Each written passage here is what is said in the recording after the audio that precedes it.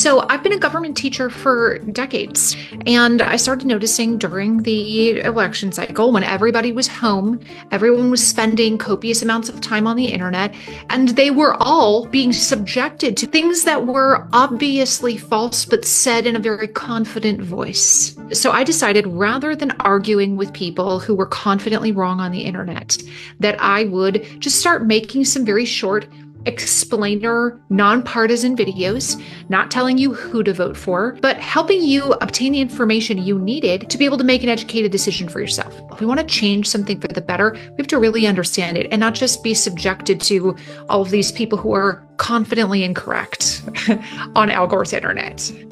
I'm Sharon McMahon, and here are 5 moments in American history that really made a difference. 5 milestones, if you will.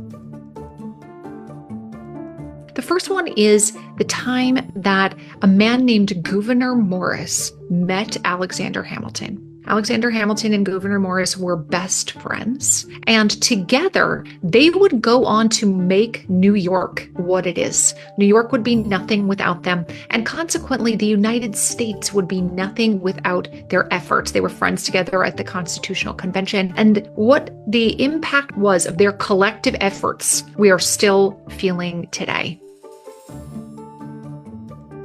My second milestone involves one of my least favorite presidents, Andrew Jackson. Battle of New Orleans is a battle in the War of 1812, and what a lot of people don't realize is that the War of 1812 was already over. They had already signed the treaties, but it takes a long time for word to reach them across the ocean. So they're continuing to fight.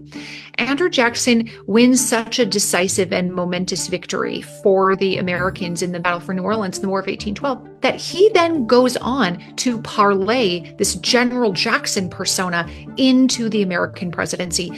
And the Andrew Jackson presidency, for better or actually for much worse, has had an absolutely massive impact. It was a big turning point, a milestone in American history.